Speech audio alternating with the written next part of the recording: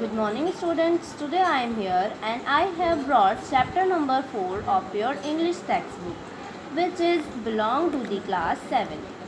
In this chapter we will learn the use of garbage and we will also learn that where we should throw it.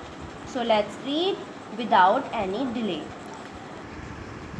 Let's concentrate on the chapter number that is 4. The name of the chapter is mister garbage and Mrs polythene. Mister का मतलब होता है श्री या फिर श्रीमान और Mrs का मतलब होता है श्रीमती। गार्बेज का मतलब होगा कूड़ा और पॉलीथीन को वैसे तो पॉलीथीन ही बोलते हैं लेकिन हमारी जनरल भाषा में हम इसे पन्नी बोलते हैं। लेट्स सी।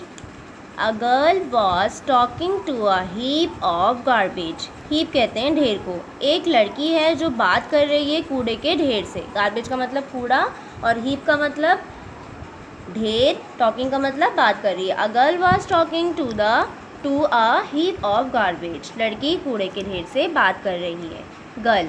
देखिए अब लड़की क्या कहती है। Who are you. तुम कौन हो। You smell so bad. तुम में से गंदी बदबू आ रही है।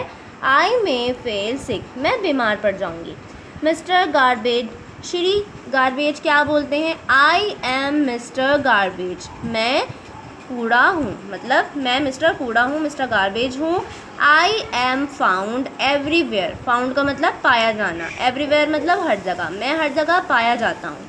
गर्ल ने पूछा तुम कौन हो, तुमसे गंदी बदबू आ रही है और मैं बीमार पड़ जाऊँगी। तो मिस्टर गार्बेज कहते हैं आई एम मिस्टर गार्बेज। मैं मिस्टर गार्बेज हूँ और मैं हर जगह पाया जाता हूँ।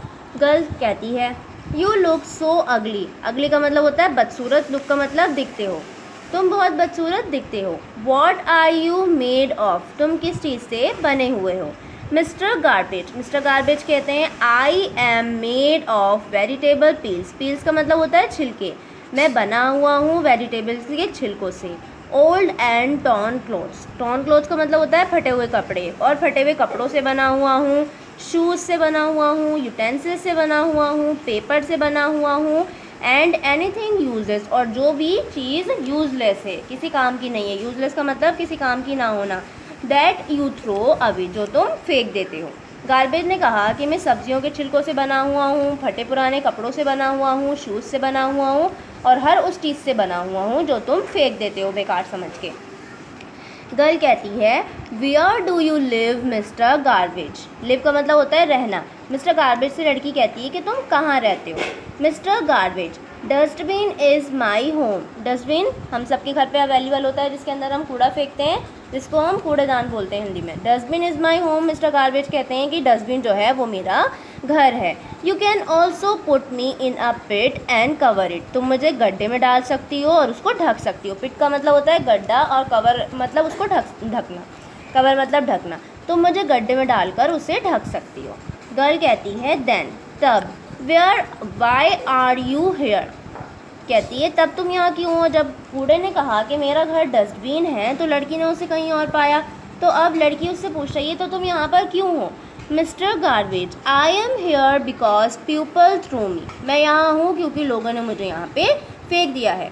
Any word they like. मतलब लोग मुझे वहाँ फेंक देते हैं जहाँ वो चाहते हैं। लाइक का मतलब जहाँ वो चाहते हैं। They if they put me in a pit and cover it. अगर वो मुझे गड्ढे में फेंकें और मुझे ढक दें। I may become useful for them. तो मैं उनके लिए यूज़फुल हो सकता हूँ, लाभदायक हो सकता हूँ। Girl. How is that possible. Possible का मतलब होता है संभव। ऐसा कैसे संभव है। Mister garbage. There I mix with soil. Mister garbage कहते हैं वहाँ पर मैं सॉइल से मिल जाऊँगा, मिट्टी से मिल जाऊँगा। And turn into manure to grow rich crop for you.